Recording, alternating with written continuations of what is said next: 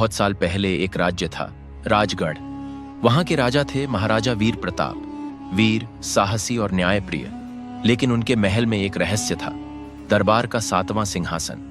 राजा के दरबार में 6 सिंहासन थे, जहां मंत्री, सेनापति और रानी बैठते थे।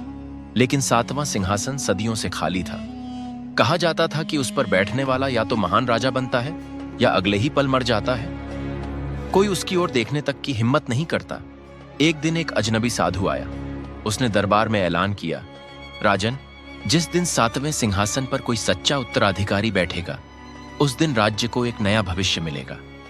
राजा मुस्कुराए। उन्होंने कहा, मैं बैठता हूं उस सिंहासन पर। अगर मेरी मौत है तो स्वागत है। पूरा दरबार सन्न। राजा धीरे धीरे 7वें सिंहासन की ओर बढ़े।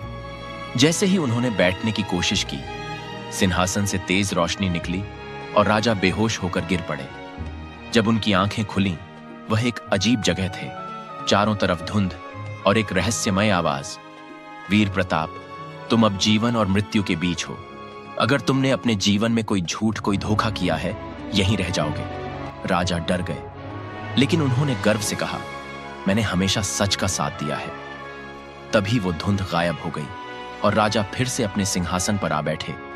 लेकिन अब उनके सिर पर एक स्वर्णिम मुकुट चमक रहा था, जो पहले कभी नहीं था। साधु मुस्कुराया और बोला, अब आप सच्चे महाराजा हैं। 7वां सिंहासन आपको स्वीकार करता है। लेकिन किसी ने ध्यान नहीं दिया कि राजा की आंखों का रंग अब बदल चुका था। क्या वो वही वीर प्रताप थे या कोई और?